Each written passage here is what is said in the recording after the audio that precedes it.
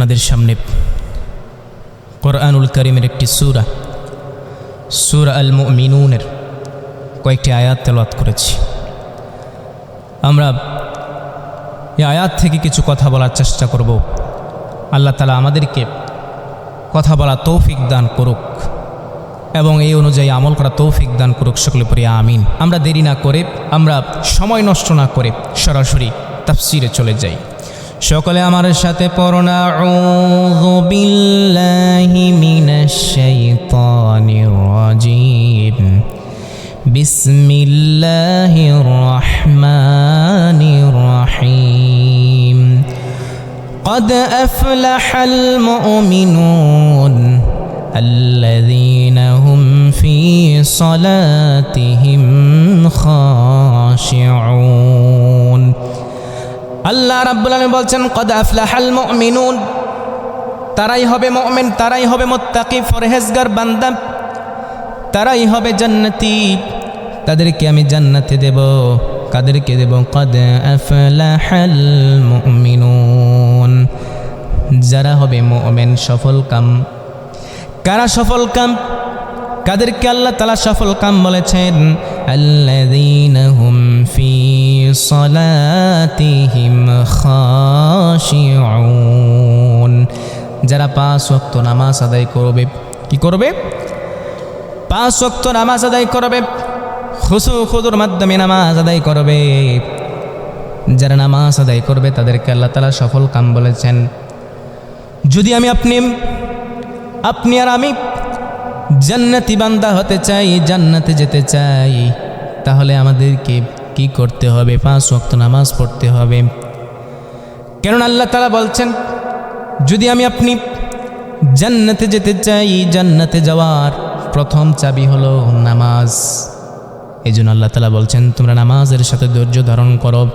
ইয়া আইয়ুহাল্লাযীনা আমানুস্তাঈনু বিস-সাবরি ওয়াস-সালাহ ইন্নাল্লাহা মা'আস-সাবিরিন।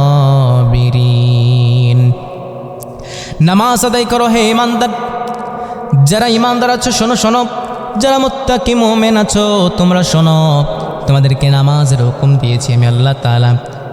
ইন্নাল্লাহা মা'আস-সাবিরিন, তোমরা ধৈর্য ধারণ করো আর নামাজ আদায় করো। কোন সুবহানাল্লাহ।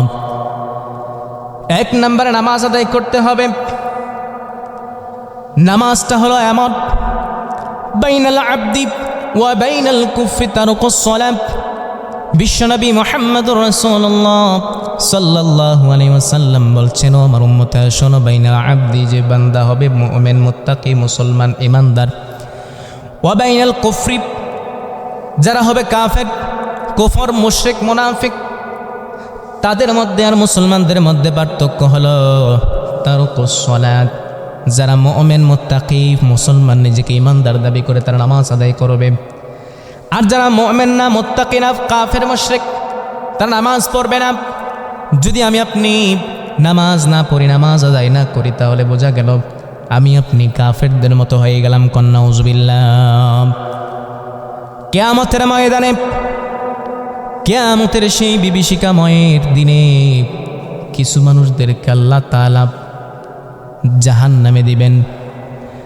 যারা বলবে দুনিয়াতে আমি নামাজি বান্দা ছিলাম, দুনিয়াতে আমি আপনার অবাধ্য হই নাই, আপনার হুকুমগুলো আমি অমান্য করি নাই, আপনি যা বলেছেন, কোরআনে যা বলেছেন, রসুল যা বলেছেন, আমরা তা আমল করেছি, আজকে আমাকে কেন জাহান্নামে দেওয়া হচ্ছে? আল্লাহ তাআলা বলবেন তুমি দুনিয়াতে নাফরমানি করেছ, দুনিয়াতে তুমি নামাজ ত্যাগ করেছ, নামাজ আদায় করো নাই, তুমি নামাজ থেকে বিরত থেকেছ। 1 ওয়াক্ত পড়েছ তো তুমি 3 ওয়াক্ত পড়ো নাই, জোহর পড়েছ তো আসর পড়ো নাই, আসর পড়েছ তো মাগরিব এশা পড়ো নাই। তাহলে আজকে তুমি জাহান্নামে চলে যাও। তুমি নামাজ আদায় করো নাই, তুমি আমার হুকুমগুলো মানো নাই। কারণ আমি আল্লাহ তাআলা তোমাকে হুকুম দিয়েছি আকিমুস সালাত, তুমি নামাজ কায়েম করো, নামাজ আদায় করো। বিশ্বনবী মুহাম্মদুর রাসূলুল্লাহ সাল্লাল্লাহু আলাইহি ওয়াসাল্লাম বলেছেন বুনিয়াল ইসলামু আলা খামস, ইসলামের মধ্যে 5টি স্তম্ভ আছে। কয়টি?